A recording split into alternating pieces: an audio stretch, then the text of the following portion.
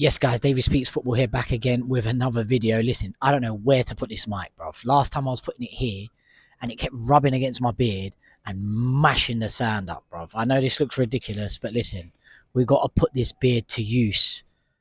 Yeah, it's got to be useful for something. So here it is. I'm on the road. I'm not in the home setup. So, yeah, I've got to make this audio clear, right? Otherwise it's not clear. So here it is. It's on my beard. Anyway, let me get straight to this video.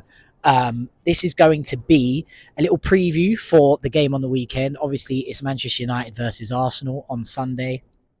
Massive game. And I'm also going to briefly go through my top 4 predictions for the upcoming season. Listen, of course, there's still going to be a whole bunch of transfers, hopefully anyway. So that could have a massive impact on my opinion on this top 4. But I want to do it now because I feel like the closer I get to the weekend, this is for the preview and the top 4. The closer I get to the weekend, the closer I get to the season starting, it's going to manipulate my opinion on things. I'm going to get emotional, right? So let me get straight into this. Let's start with a match preview for Sunday, right? Man United versus Arsenal. This is the team. I'll pop it up here on the screen that I think he will go with. I know for banter I've put Tom Heaton in goal, but it's probably going to be Bayern Deer. Although I've heard that Onana's done a behind closed doors game or something like that. Someone needs to figure out. Someone needs to get the key for that door and lock those doors and keep him behind those doors. You know, I do not want him anywhere near the match on Sunday. So whoever's got the key to those doors, bloody lock those doors and keep him there. But apparently he's doing a behind closed doors game to see if he's match fit, to see if he's okay to play for Sunday. Otherwise it's going to be Bayern Deer. But for banter, I've put Heaton here in goal because I feel that's our best goalkeeper. The poor bugger though, if he plays about 4 or 5 games in a row, he might snap, you know. Poor guy. He just wants, he's come to you. He just wants to have a chill out. Wants to sit on the bench, be part of the training team, and he's ended up being our best goalkeeper despite being our number 3. It's just mind-boggling, yeah, where we've come. Anyway, defence. I think he's going to go Euro. I think he's going to go Maguire. And I've got a funny feeling he's going to go Luke Shaw as that third centre-back. Blimey, some dog's just fucking... This is off topic, yeah, but I might have a few dog owners that follow me here, yeah. This is well off topic, but it has to be said, right? Not everyone likes dogs. Not everyone likes dogs. So when your dog runs at someone, don't think that person's going to be like, oh my God, your dog's amazing. Kiss, kiss, kiss, kiss, kiss, kiss. It's just not the norm. I don't understand dog owners that allow their dogs to just scatter and run at someone. It's just madness. That's like, that's like my kid running at you. Yeah. That's like a human, right? Here we go. Yeah. Because dogs are not kids, but for some reason we look at them like they're kids. Some are young, but not all dogs are young. And still, the point I'm making is dog owners let adult dogs run at people. Adult dogs run at people as if it's cute, right? How about I randomly just run at you and start barking, right? You're not going to think it's cute. So I've just seen someone let their dog run at some lady. The lady jumped out of her skin, and rightfully so. And it's just like always the same reaction. Oh, sorry, he doesn't bite. She doesn't bite. It's okay. I don't care if it bites or not. I don't want a dog running at me. Anyway, let me get back onto what I was saying. I think he's going to play Luke Shaw there. I've said my bit on this. Stop giving Luke Shaw game time. Stop giving him game time. It's only going to lead one way, and that's to him being injured again. We may as well give someone some game time to develop in that position as the season goes on and gets better for the future, right? Stop giving Shaw game time, but I think that's what he's going to go with. He'll go Dorgu, left wing back. Midfield, I believe he'll go Bruno and Ugarte. On the right, he'll go Ahmad. Obviously, that's what he's been playing. He'll go Mbumo ahead of Ahmad in that number 10 role. Cunha on the left side of that, and Sesko up front. I hope he goes Sesko up front. I tell you, sometimes these managers are like, he's not fit, he's not that, mate. We can't afford not to go Sesko up front. How does this team do against Arsenal? Mate, standards have fallen massively for Man United, right? They've fallen massively. And if I sit here and say that we'll be happy with a draw at Old Trafford against Arsenal, it's disgraceful. It's disgraceful how far we've fallen that I'm saying that. But he needs that minimum, in my opinion. I don't care if it's opening day of the season. I don't care about all of that and give him time and all this. I get that. But we need a performance. You know, the manager needs to show that he can get a performance out of this team. I can't remember a string of 4 or 5 games where this manager has got a tune out of this team. I can't. And when I mean by a tune, I'm talking about a consistency of performances, a consistency of a playing style, a consistency of a pattern, a consistency of, yeah, his system working. I haven't seen it. And this is what I'm looking for. This is what I'm looking for. One of my subscribers commented on one of my posts today and called us Moments United, Moments FC. And that's it. I made this post on the Football Terrace when I called in the other day. We're Moments FC. We are Moments FC. We just rely on moments of brilliance. And more often than not, that's been Bruno for the last however many years, right? Now it's Cunha. Now it's Mbeumo. So we have more players that can create moments of brilliance, but we shouldn't rely on that. And I feel like that's what we are still. Just moments of brilliance, passages of play that have gone amazingly. Like every touch went to absolute plan. And boom, goal. But there's no consistent passages of play. There's no... I hate the word system now because that's all I've been hearing since this manager took over, right? I just don't see this system. I don't see how this system works for him. I haven't seen him put it together where I'm like, oh, okay. I see what happens here. It just hasn't worked out so far. So the jury's out for me massively. He has all the tools now, right? He has all the tools. He's been given the players.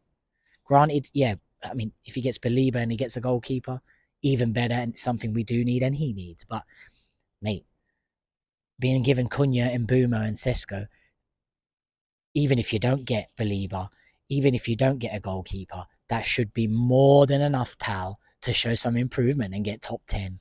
My goodness. Like, how many excuses we're going to make for this fella? It's time. Listen, what I'm saying is he's been given the players, okay? He's got a new training facility, all right? Brand new, spankers. The excuses are starting to drift away, right? For players and manager. It's time to show up. So, I'm hoping in this game, we can get a result. And I think, going to be positive. I think it's going to be 1-0 Man United. Early goal, Man United. Sesko scores, header. And we win 1-0. We hold it out for the rest of the game. That's me being massively optimistic and it being a new season with the new signings with Sesko, etc. I'm optimistic. We'll score early. A Sesko header, Sesko goal. We'll go absolutely crazy as Man United fans. And we get the win. I mean, that would be a massive, massive start for Amorim. It would be huge. It'd be a terrible start for Arsenal and the pressure will start piling in. But that's my prediction for that game. Deep down, I think we might be in trouble, right? Deep down. But I'm going to be optimistic. I've got my fingers crossed. It's a new start to the season. The players have to be up for it.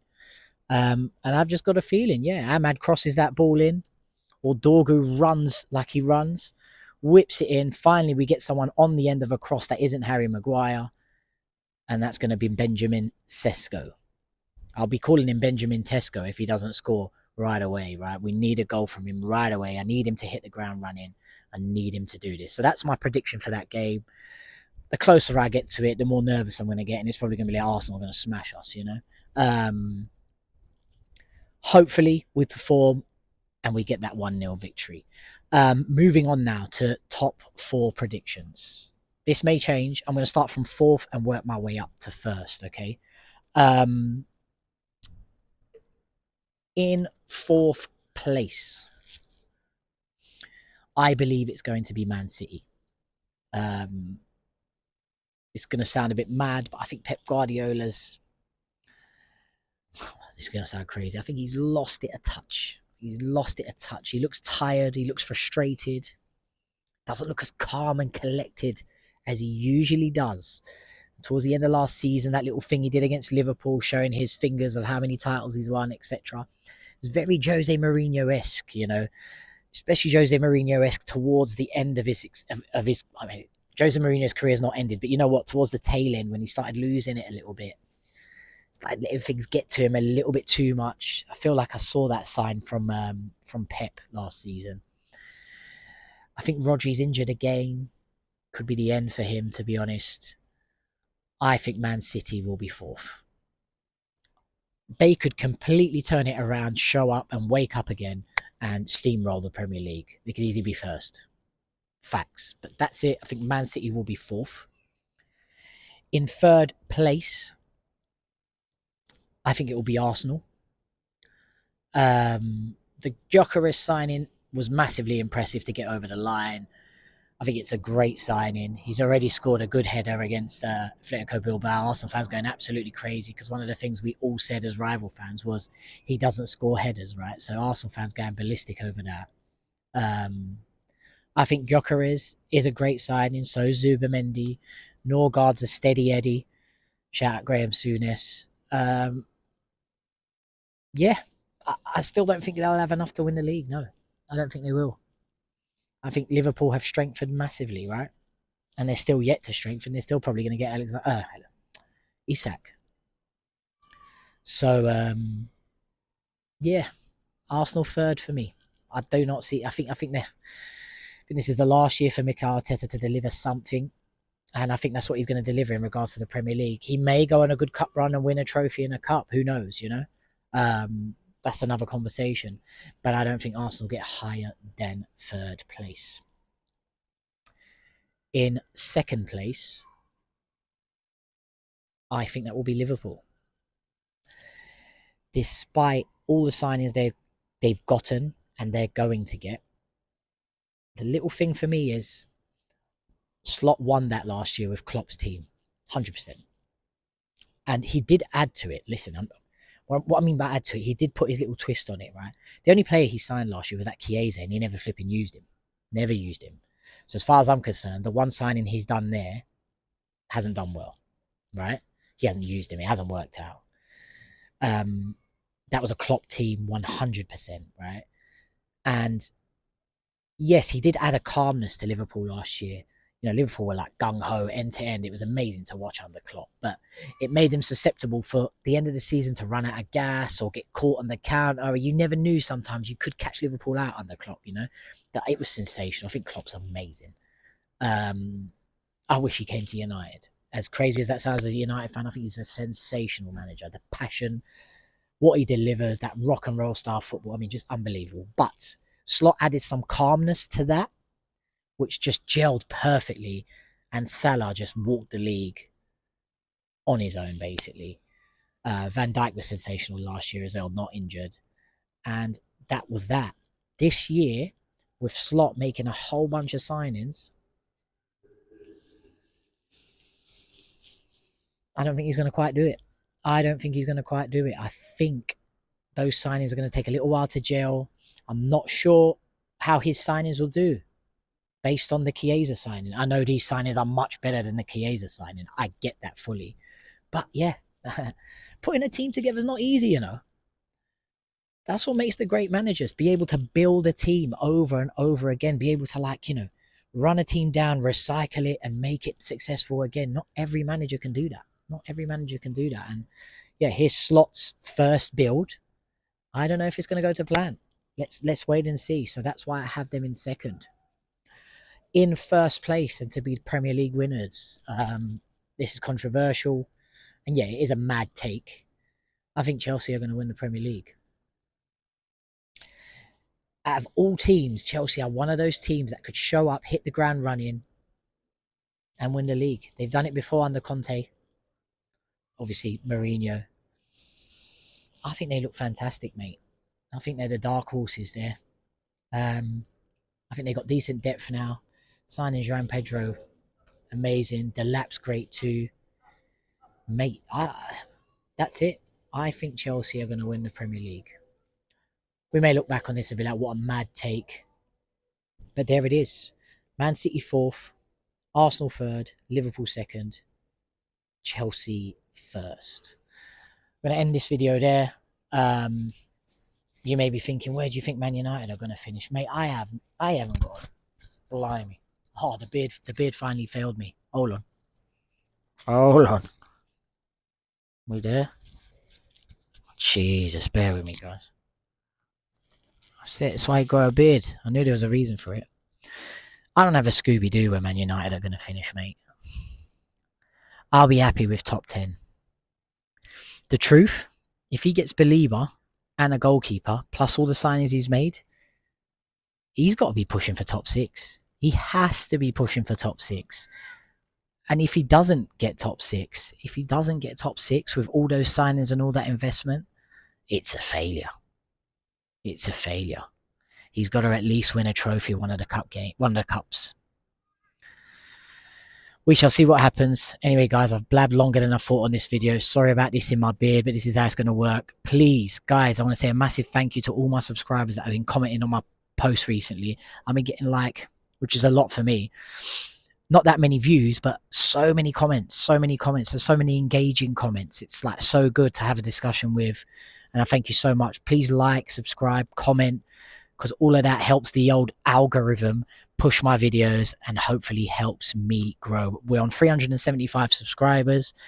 I want to get to that 500 mark. And once I get to that 500 mark, as I've said, I'll start going live and start inviting some of you to come on lives with me, and we can have this discussion, because some of the comments are unbelievable. Some of the knowledge you guys have is unreal. You're just like me, right? And a normal football fan that wants to talk about football and has a say on it. And that's why when I get to 500, I'll feel a little more confident to go live, bring you guys on and have a discussion. Instead of it being messages and comments, we can have it like this. So please help push me there. The way you can do that as a subscriber is keep liking, keep commenting, and just keep doing the thing. Catch you on the next one, guys. Boom.